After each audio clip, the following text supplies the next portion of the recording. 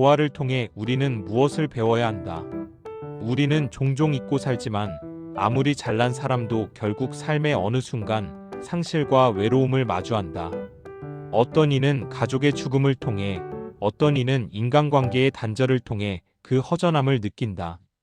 이 사실 하나만으로도 인간이 혼자 존재할 수 없는 존재라는 점은 분명하다.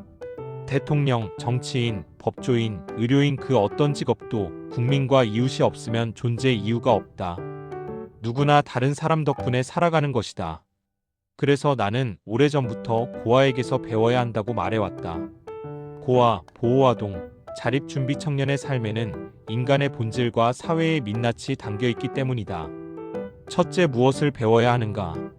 먼저 인생의 가치와 목적, 더불어 삶의 의미를 고아를 통해 배울 수 있다.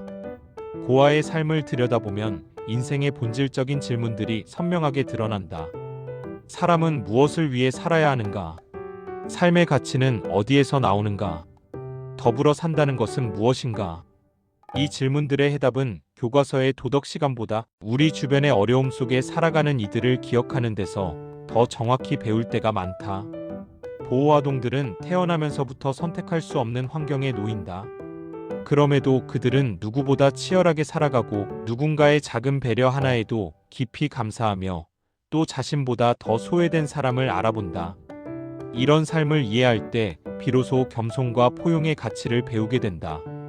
둘째, 고아를 통해 왜 배워야 하는가?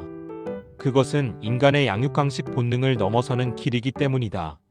사람은 본능적으로 내가 조금이라도 우위에 있고 싶어하는 속성이 있다.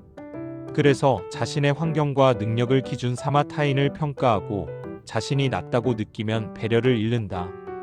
이런 마음이 편견을 낳고 편견은 결국 본인을 더 나약하고 치졸하게 만든다. 스스로 모르는 사이에 마음이 병들어가는 것이다.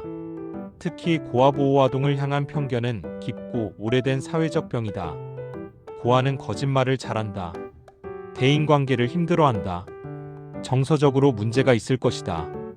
이런 편견은 그들의 탓이 아니라 우리가 그들의 현실을 배우지 않았기 때문에 생긴 무지의 결과다. 이해가 되지 않으면 그냥 외우면 된다. 수학 문제가 이해 안 될 때 공식부터 외우는 것처럼 삶에서도 다른 사람의 아픔이 이해되지 않을 때는 그냥 받아들이고 인정하는 태도가 필요하다. 그것이 편견을 넘어서는 첫걸음이다. 셋째, 고아의 삶을 통해 진짜 아름다움을 깨달을 수 있다. 나는 뉴스에서 평생 어렵게 모은 돈을 기부하는 사람들의 이야기를 종종 본다. 그들이 힘들게 모은 돈을 가장 소중한 곳에 내어놓는 순간 그것이야말로 사람이 남길 수 있는 가장 아름다운 흔적이라고 느낀다. 많은 이들이 능력을 갖추고 재산을 가지며 사회적 지위를 얻는다. 그러나 그들은 종종 보호아동의 아픔, 사회적 약자의 고민을 체감하지 못한다. 그래서 더더욱 고아의 삶을 이해하는 것은 개인의 성장, 기업의 리더십, 사회의 성숙을 위해 필수적이다. 누군가의 아픔을 알아야만 사람을 키울 수 있고 조직을 이끌 수 있고 사회를 바르게 만들 수 있다. 넷째, 고아는 약자가 아니라 가장 강한 삶을 살아낸 사람들이기 때문에 우리는 고아를 통해 배워야 한다.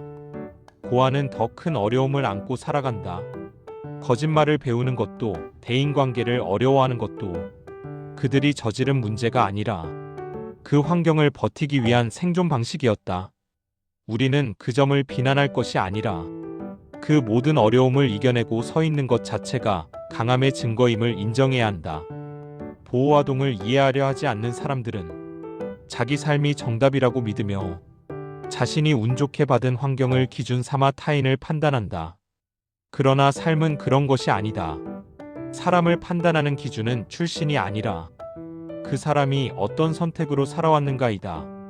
다섯째, 고아를 통해 우리는 더 겸손해지고 더 풍요로운 삶을 배운다. 사회는 강자가 만드는 것처럼 보인다. 하지만 사실은 약자의 아픔을 이해하고 함께 짊어질 때 비로소 사회는 올바르게 발전한다. 고아의 삶을 배우면 우리는 다음을 얻게 된다.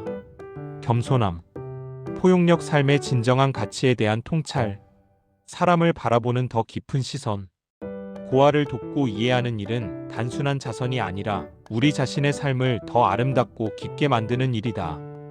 고아들의 사회적 비용을 논하기 전에 그들이 살아온 시간을 진심으로 이해하려는 태도가 먼저 필요하다.